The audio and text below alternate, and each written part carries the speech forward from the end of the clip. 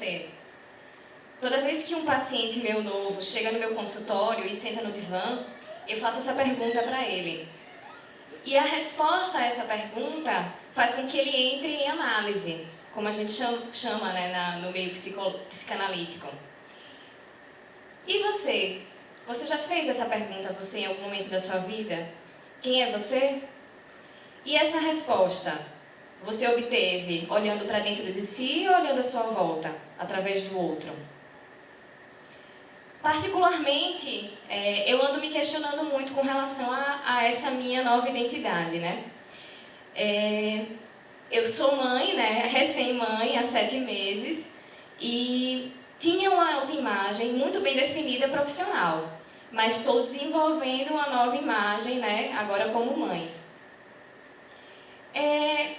Essa nova imagem como mãe, de certa forma, ela está sendo muito ajudada pela minha imagem profissional, né? Psicóloga.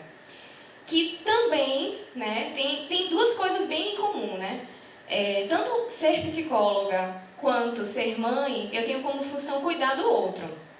Mas, em compensação, tem uma diferença importante.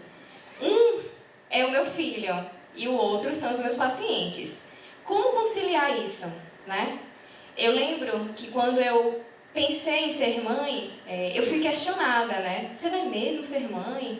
Né? E sua profissão? Você já está tão, né, certa, né, como psicóloga, já está renomada e tal. Você vai mesmo arriscar isso? E eu, por muito tempo, disse que não. Né? Não vou arriscar, vou continuar sendo só psicóloga. Até que surgiu aquela vontade, depois de 15 anos de relacionamento, não, eu acho que eu vou ser mãe sim. E aí eu mudei de consultório, né, saí de um centro de saúde que era um hospital, né, e não teria condições de levar meu filho com 3 meses, porque sim, eu voltei a trabalhar depois de 3 meses do meu filho nascido. E aí eu pensei, não, vou fazer um outro consultório, né, numa casa. E aí eu coloquei ao lado do meu consultório uma salinha e comecei a levar meu filho, depois, quando ele já completou 3 meses comigo, sempre comigo, para amamentar, cuidar do paciente, voltar a cuidar do meu filho, dar colinho, cuidar do paciente, e eu estou conciliando até hoje dessa maneira. Como eu consegui isso? Porque eu tenho uma autoimagem bem definida e positiva profissional. E isso me deu força para, apesar das críticas das outras pessoas, né, me questionando, porque eu ia voltar cedo, né, ao trabalho, deixar meu filhinho com 3 meses, e porque eu não ia cuidar especificamente somente dos meus pacientes, também teria que conciliar com meu filho. E eu fui. E consegui. Estou aqui no TED, né, gente? Provando isso para vocês. E aí eu pergunto a vocês, como formamos a nossa autoimagem? Eu vou dar um exemplo para vocês entenderem isso. Imaginem Maria e João, né? 2 crianças que têm a mesma afinidade. Ambas adoram ler livros, são mais introspectivas e ficam mais tempo dentro dos seus quartos, lendo seus livros. Só que eles têm, né, como diferença, pais completamente diferentes. A Maria é filha de pais mais esportistas que valorizam atividades ao ar livre.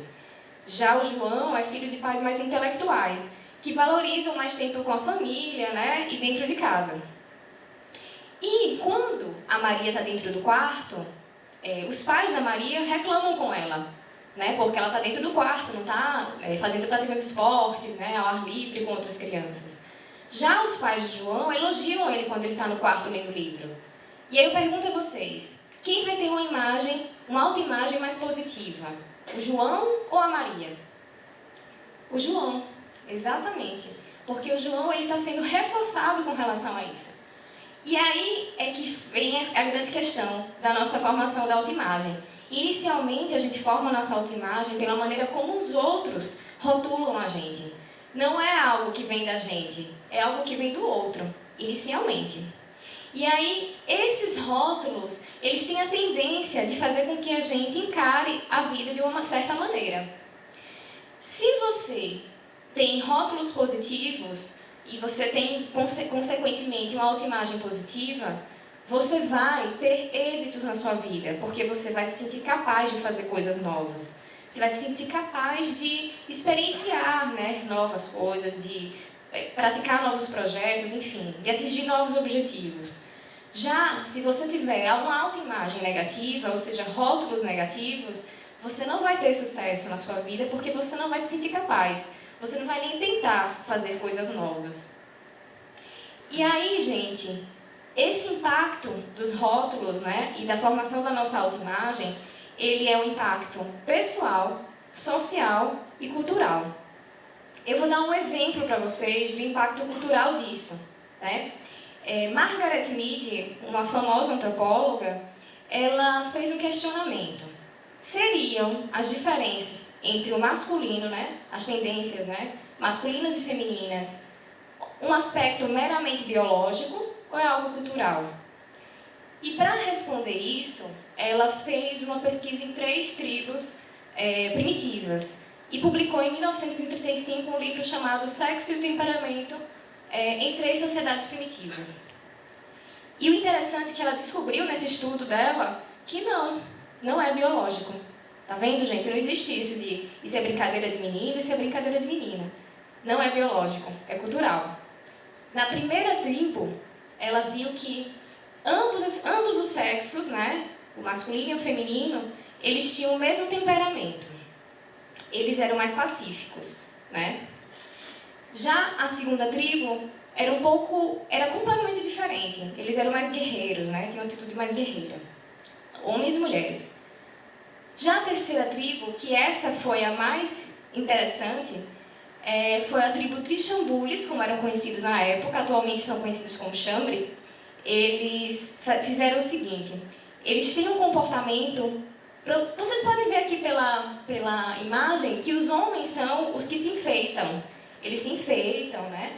Eles que cuidam dos filhos, eles que cuidam dos afazeres domésticos. Não são as mulheres. As mulheres, elas vão na caça, elas cuidam de todo o entorno para que os homens possam cuidar da família. O completo oposto da nossa sociedade, né? E olha que isso foi descoberto em 1935. E tem gente que ainda acredita que isso é coisa de homem e isso é coisa de mulher. E quanto ao papel social feminino e masculino de vocês, foi de fato algo formado por você? Vocês já pararam para pensar nisso? Então, o exercício que eu quero que vocês façam a partir de hoje é que vocês pensem melhor com relação às suas identidades. Né? Quem é você como homem? Quem é você como mulher? Como cidadão? Né? Como filho? E aí, você se questionando isso, você vai entender a importância de você entender melhor as suas identidades nas suas diferentes esferas sociais, nos seus diferentes entornos. E isso é importante para você se sentir mais pleno, mais seguro e obter mais êxito na sua vida também. Como é que você pode fazer isso? Como é que você pode descobrir as suas identidades? Você pode, de repente, escolher ter um ano sabático, né? Aquele ano que você decide só se conhecer, né? Fazer as coisas pensando em você. De repente, largar aquele emprego que você não gosta mais, ou aquele relacionamento que não te faz mais feliz. Conhecer lugares diferentes, né? Você pode fazer uma viagem incrível pela Europa, um mochilão, ou na América do Sul. Ou então, de repente, simplesmente conhecer o novo restaurante que tem na cidade, mas fazer coisas diferentes. Você pode descobrir pequenos prazeres, né? Ler um livro, né, interessante que mude sua vida. Ou, de repente, ver um filme muito legal, ou uma música que toque você, que deixe você mais emocionado. Ou então, simplesmente, desconectar do celular, sabia? Você desliga o celular por algumas horas e fica conectado em você. E aí descobrir alguns pequenos prazeres seus. Ou se permitir. Começar a falar nãos e a dizer sims também para você. Não pelo outro, mas por você. Ou fazer algo novo. Como eu, por exemplo, que tive um filho, né?